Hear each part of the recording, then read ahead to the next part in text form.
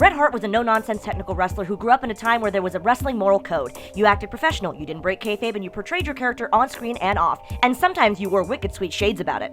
Shawn Michaels was a flamboyant bad boy who did whatever it took to get himself over. He was one of the first to treat wrestling like a TV show, albeit for him, a reality-style TV show. The clash of style on screen and off would lead to one of the best feuds in wrestling history that was topped off with a finale that would make the best con man tip his hat while he dipped in your pocket.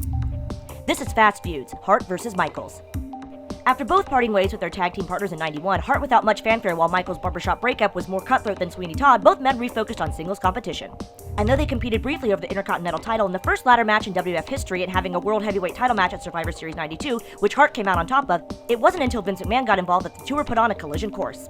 Because though Hart was currently the best there was, is, and ever will be as champion, he dropped the belt to Yokozuna after Mr. Fuji threw salt in his eyes, only for Hogan to come out to challenge Zuna to a match and dodge the salt, hit the leg drop, and walk out as champ.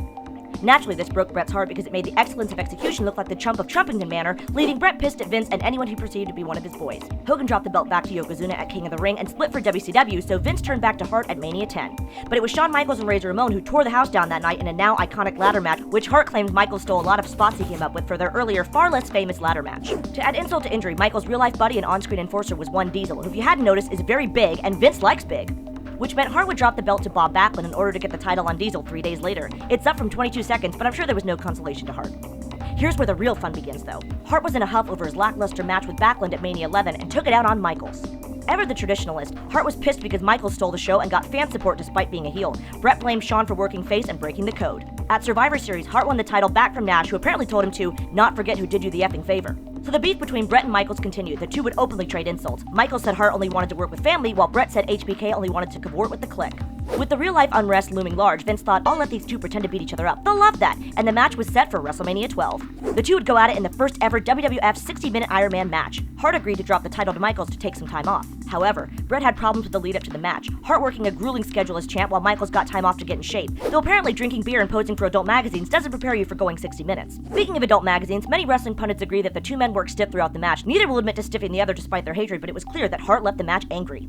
During Hart's time off, HBK would shoulder the burden of carrying the company, but in '96, Clique classmates Hall and Nash headed south to WCW, and fans started turning over their sets in droves, so Vince thought the product needed a shot in the arm. Fortunately, he knew a sharpshooter. Only problem though, Hart was thinking of going to WCW too. Vince couldn't match WCW money, so he got creative, something most of us forgot he could do. Vince offered Hart a 20-year contract with creative control for the last 30 days if he ever decided to leave the WWF. So Hart came back and feuded with Steve Austin? Yeah, you see the plan here was to feud with Michaels, but HBK, ever the babyface, refused because he didn't want to lose to Hart, so instead he vacated the title. Vince was happy to let Michaels act like an immature jackass and Hart whine incessantly on Raw, but the bickering wasn't just left in the ring either, as after Michaels accused Hart of having an affair with Sonny, Hart attacked Michaels backstage. McMahon made them recreate the whole thing on television. What could go wrong? Meanwhile, Steve Austin was skyrocketing in popularity and Vince wanted to get the title on Stone Cold, deciding Michaels-Austin was the better program. So, Hart had to drop the belt once again for someone Vince loved more.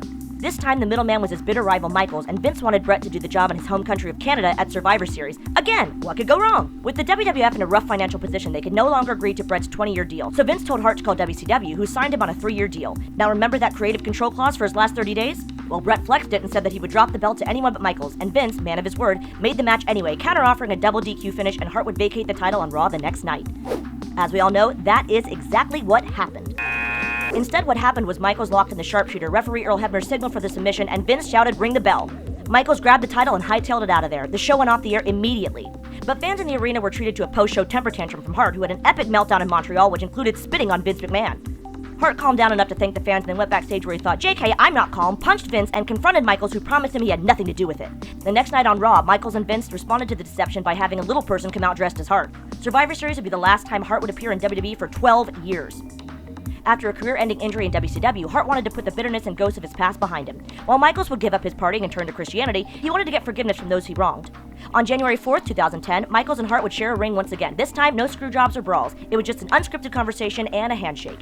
Two incredibly talented performers who could do it all in the ring, the clash of styles, the off-screen conflict turning to on-screen story, the old school, last of a dying breed versus the new school, first of its kind, controversy and con men, Bret Hart versus Shawn Michaels had it all. That's why Michaels versus Hart will be a rivalry that'll be talked about throughout the history of wrestling. Thanks for watching. If you liked the video, why not give it a thumbs up, drop a comment with your favorite moment from this feud, and subscribe to partsFUNknown for even more wrestling-themed content like fantasy bookings from Adam, explainers from Lori, and our wrestling role-playing series, No Rolls Barred. Oh, and the next installment in Fast Feuds. I've been SoCal Val, and this is partsFUNknown.